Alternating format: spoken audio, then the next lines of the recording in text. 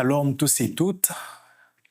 Nous revoilà encore dans ce beau studio de LBS Web TV pour votre émission En Esprit et en Vérité. Je suis le pasteur Tchali Brugnoli et je vous assure que nous allons passer des très bons moments, toujours dans l'objectif de vous édifier, d'édifier les familles, de vous exhorter et surtout d'assurer la croissance spirituelle des enfants de Dieu. Alors, ce soir, nous avons une très belle surprise et je vais vous laisser la découvrir sous peu. Avant tout, nous allons prier pour recommander l'émission et surtout recommander nos familles, recommander les membres de nos familles avec lesquels nous suivons cette émission. Pourquoi ne pas appeler papa, maman, les enfants et se mettre devant la télé pour regarder cette belle émission. Prions. Seigneur Dieu Tout-Puissant, nous te rendons grâce et nous te disons merci pour la grâce que tu nous accordes, le privilège d'être compté parmi les survivants. Merci, ô Dieu, pour la capacité que tu nous donnes d'entendre, de voir, de parler. Et merci, Seigneur, pour cette occasion où nous allons recevoir encore une portion de ta parole qui va nous nourrir, qui va nous édifier. Seigneur, je prie que tu puisses bénir une vie ce soir, que tu puisses restaurer les familles, que tu puisses délivrer de l'angoisse, de la tristesse, que tu puisses, ô Dieu, donner la paix à celui qui la manque. Au nom de Jésus-Christ, nous avons ainsi prié. Amen.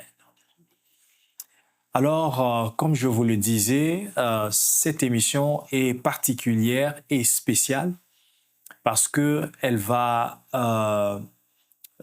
nous allons parler d'un sujet très important.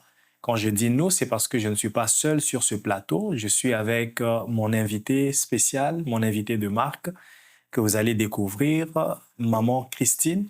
Ce n'est pas la première fois qu'elle soit avec nous dans l'émission, En Esprit en Vérité, mais ça fait quand même très longtemps. Bonsoir, maman Christine. Bonsoir, pasteur. Comment allez-vous? Ça va bien, merci, et vous-même? Oui, ça va bien par la grâce de Dieu. Amen.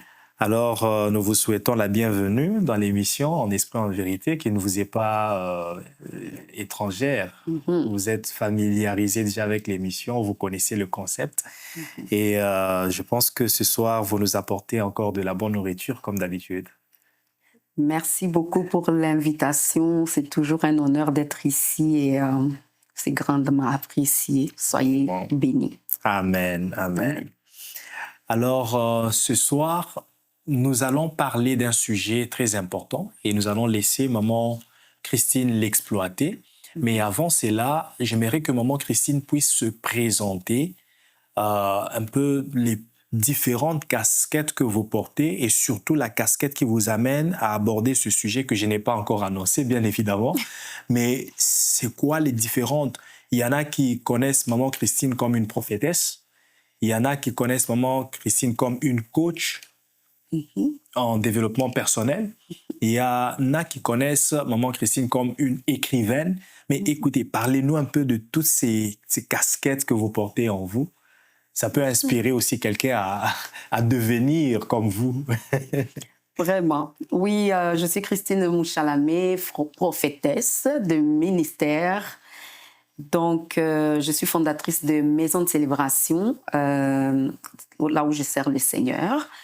Et en plus de ça, je suis consultante en guérison holistique et mieux-être.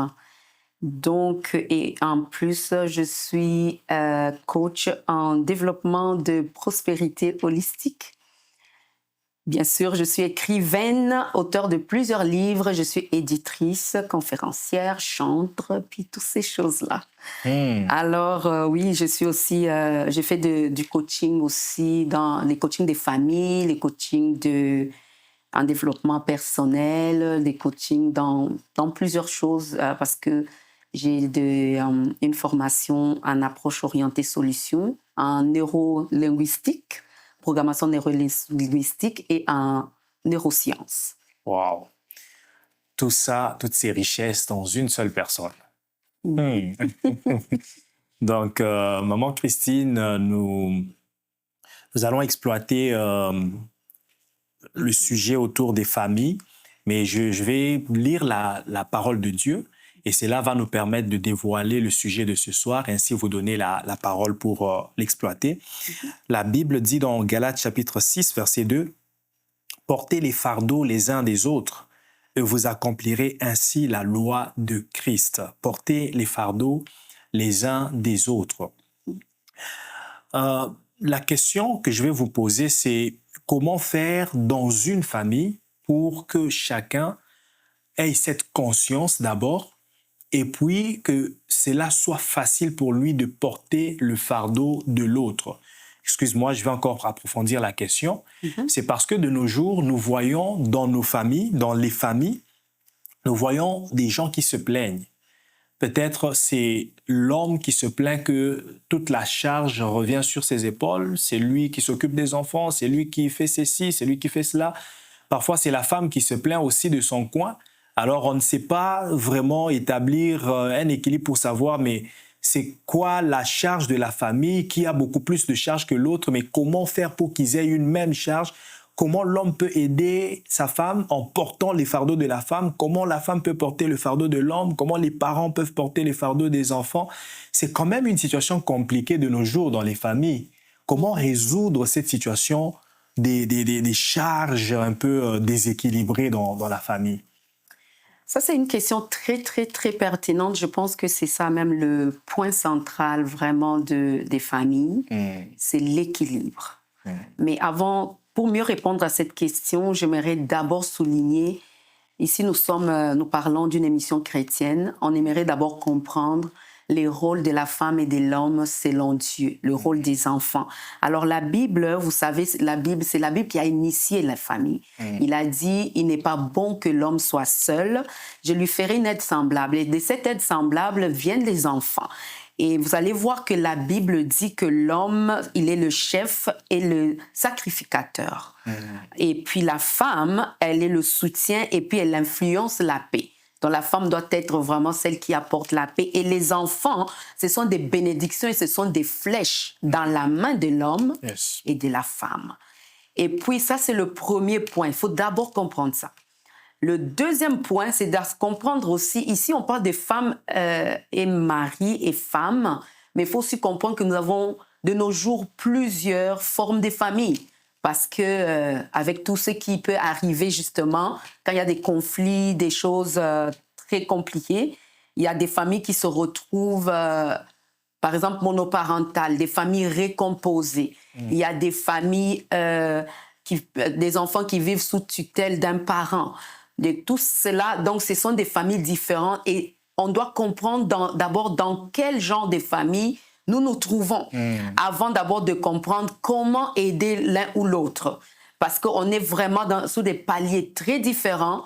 Quand il y a une famille régulière où il y a papa et maman et les enfants, les choses fonctionnent différemment que quand il y a par exemple des enfants récomposés et puis une mère monoparentale ou un père monoparental, les choses sont beaucoup, beaucoup différentes. Donc, il faut d'abord comprendre ça. Et alors, maintenant, pour répondre à votre question, comment est-ce que chacun peut se retrouver dans son rôle? Il faut d'abord arriver à établir deux choses. La première chose, c'est d'établir un plan. Lorsque vous vous retrouvez pour fonder une famille, on ne commence pas comme ça. Quelle que soit la forme de famille dans laquelle vous êtes, vous avez besoin d'un plan. Avant de donner l'autre point, j'aimerais d'abord vous poser la question. Quel genre de famille avez-vous et votre famille est-il un lieu de paix ou un lieu de bataille constant? Donc ça, c'est la deuxième question. Oui, la première question à vous poser parce que là, nous sommes en train de guérir une situation.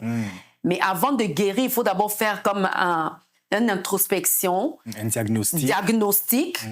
Pour savoir, vous êtes dans quoi exactement? Si on vous donne l'échelle de 1 à 10, où est-ce que vous vous trouvez? Si 1 est pas d'épée, et puis 10, la paix, quelque chose du genre, où est-ce que vous vous trouvez? Ça, c'est numéro 1. Donc, parce qu'il y a des familles qui commencent juste comme ça. On se retrouvait, on a fêté, on a commencé, mais c'est quoi les plans? Parce que chacun a un appel de Dieu, chacun a un objectif, chacun a une mission à atteindre. Que ce soit la femme, l'homme, les enfants, toute personne a une mission à atteindre. C'est là le point numéro 1 de source de problème.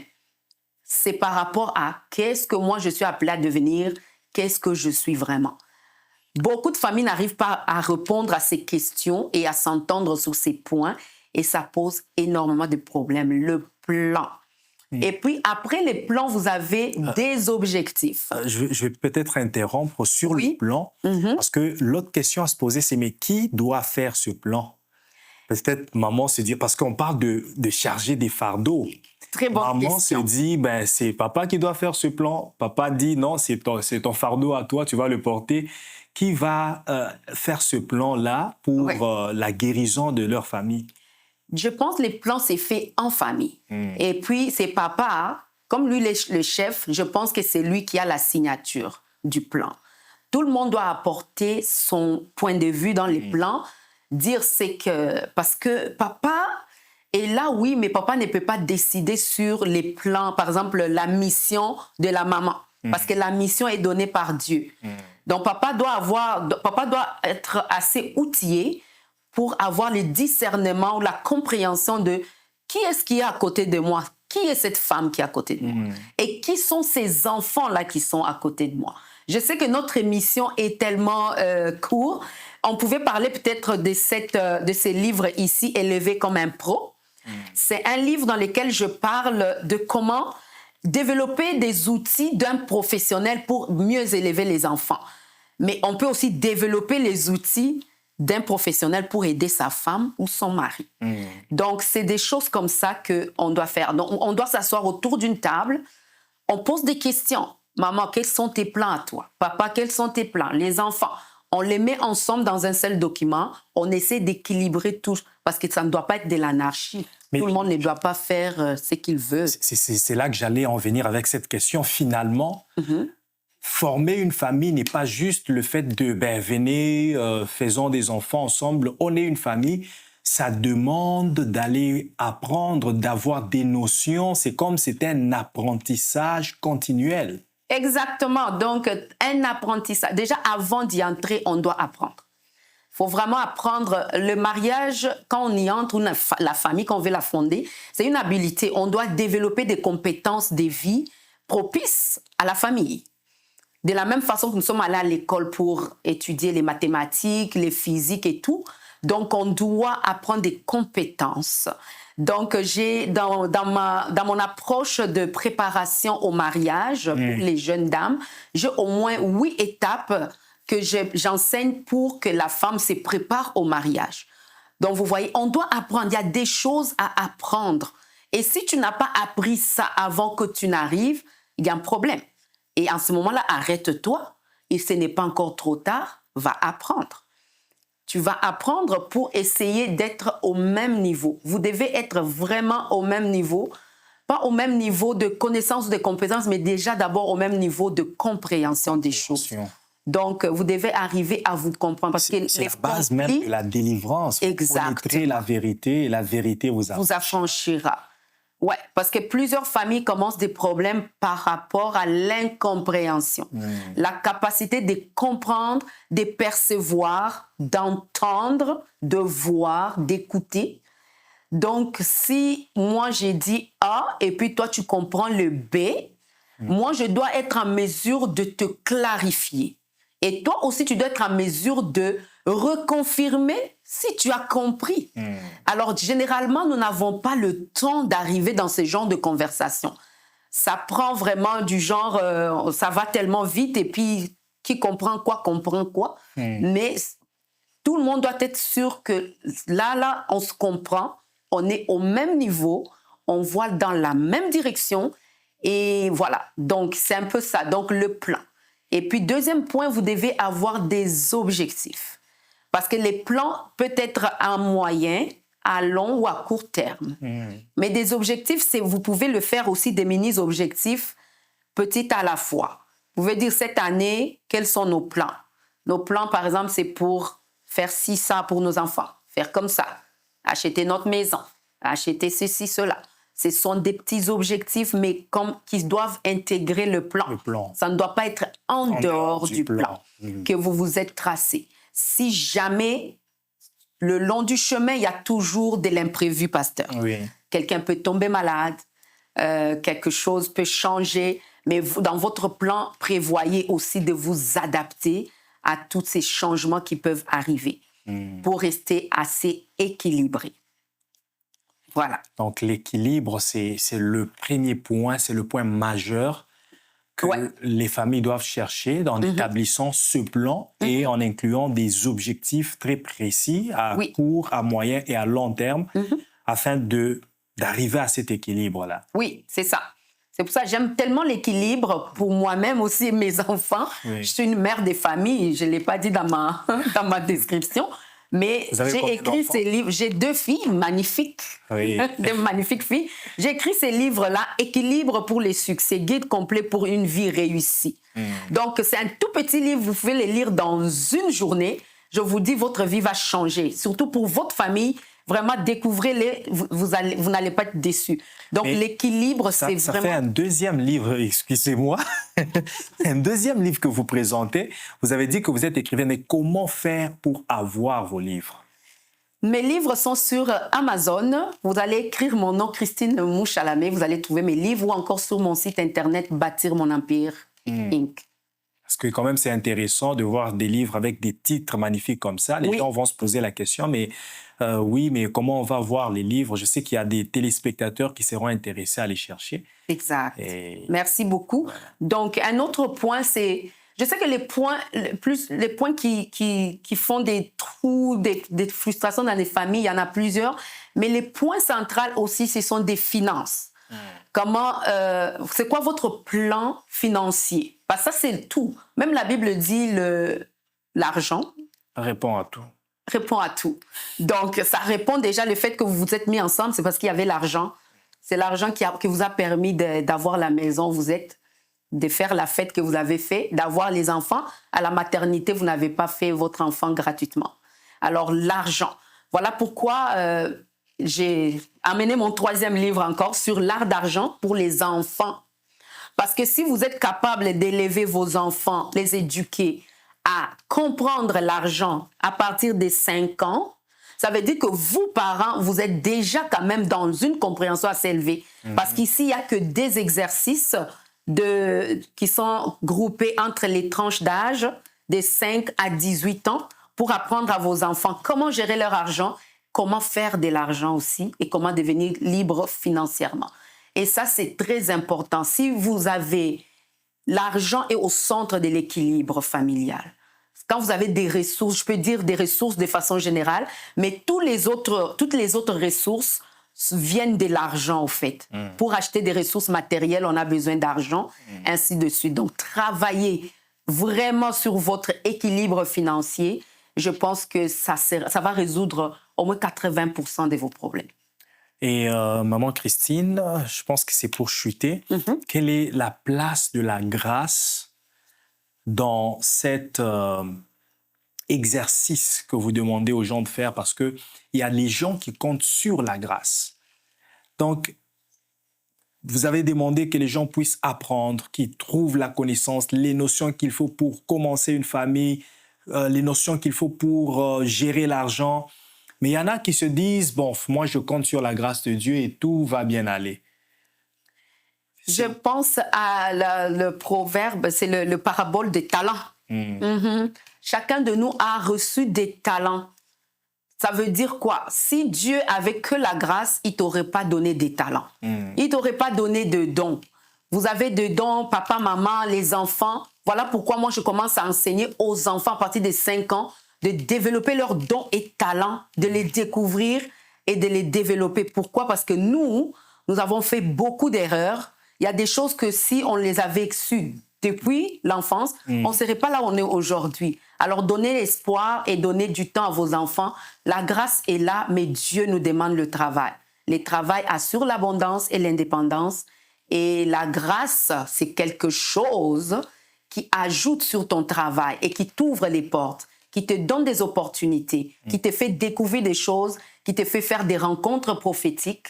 Ça, c'est la grâce. Elle te fait partir vite là où les gens vont lentement, mais d'abord le travail.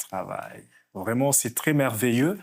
Je vais vous laisser prier, mais avant tout, je vais compléter votre réponse par ce texte de la Bible qui dit, c'est 2 Pierre 1, verset 2, « Que la grâce et la paix vous soient multipliées par la connaissance de Dieu et de notre Seigneur Jésus-Christ. » Donc, la grâce est multipliée là où il y a la connaissance. C'est lorsque vous avez la connaissance, le savoir-faire, le travail, que la grâce, comme Maman Christine l'a dit, vous accompagne, vous donne la vitesse là où les gens vont lentement. Maman Christine, il y a des gens qui ont déjà fait des erreurs, des familles qui ont reçu votre message ce soir avec beaucoup d'empressement, mais ils ont déjà commis des erreurs. Ils ont peut-être mal géré l'argent, mal géré les relations familiales, il n'y a plus d'entente. Mais ce soir, ils sont prêts à recommencer leur vie à zéro, sur le bon pied avec Jésus-Christ. Ils ont juste besoin d'une prière pour que la grâce leur soit communiquée, pour que la faveur de Dieu puisse leur relever. Comme le psaume dit, c'est ta faveur qui relève notre force. Amen. Est-ce que vous pouvez prier pour ces familles, pour la restauration des familles? Nous allons prier. Alors, de là où tu es, je sais que, comme l'a dit le pasteur, ne te sens pas gêné, ne te sens pas frustré, quel que soit dans la condition dans laquelle tu es, Dieu est un Dieu miséricordieux. Du moment où tu as entendu cette parole, quelque chose a commencé en toi. La parole vient germer en toi pour produire des résultats. Alors, mets-toi au travail. Je prie que Dieu puisse te donner la capacité de quitter cette stagnation et de te mettre au travail. Que Dieu puisse débloquer en toi l'intelligence qu'il faut. Que Dieu puisse te donner des ressources qu'il faut. Papa, que Dieu puisse te donner des ressources. Tu es le chef de la famille. Que tu puisses avoir des ressources, des compétences de vie pour ensuite gérer cette famille. Que Dieu puisse donner à la maman, cette maman qui a des enfants, que Dieu te donne d'être productrice de paix dans ta maison. Et qu'ensemble, vous puissiez élever vos enfants, que Dieu vous assiste, que le Saint-Esprit soit la énième personne au milieu de vous, que vos yeux s'ouvrent, que les écailles de vos yeux tombent, que le bouchon quitte vos oreilles et que votre entendement soit élargi afin que vous puissiez aller au-delà.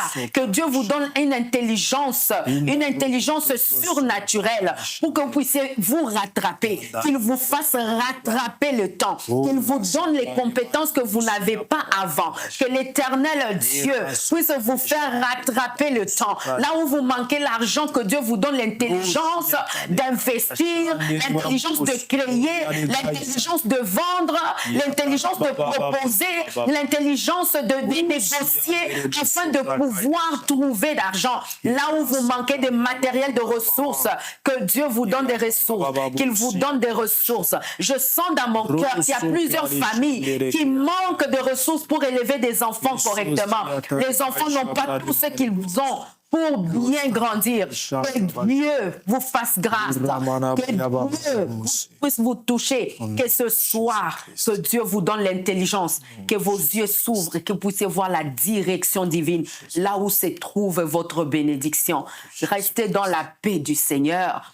Alléluia, que Dieu vous bénisse. Amen. Amen, amen, amen. Merci beaucoup, Maman Christine, pour cette intervention si enrichissante et pour toutes ces notions que vous avez données. En esprit, en vérité, c'est une émission pour l'édification et vous avez vraiment édifié les familles ce soir et vraiment que Dieu vous bénisse. Amen. Je vous remercie d'avoir suivi cette émission. Nous sommes arrivés à la fin. Les belles choses ne durent pas, comme on dit toujours. Et nous espérons vous revoir à la prochaine. Et je pense que on va s'organiser avec Maman Christine. J'ai senti qu'elle avait beaucoup de choses à libérer. Mais on pourra encore refaire une émission pour lui laisser parler d'autres choses qu'elle n'a pas pu mentionner aujourd'hui. Donc, on aura une deuxième émission avec Maman Christine. Alors, ne manquez pas, restez scotchés sur LBS Web TV pour continuer à suivre vos émissions aimables et surtout l'émission en esprit et en vérité. Bonne soirée, que Dieu vous bénisse.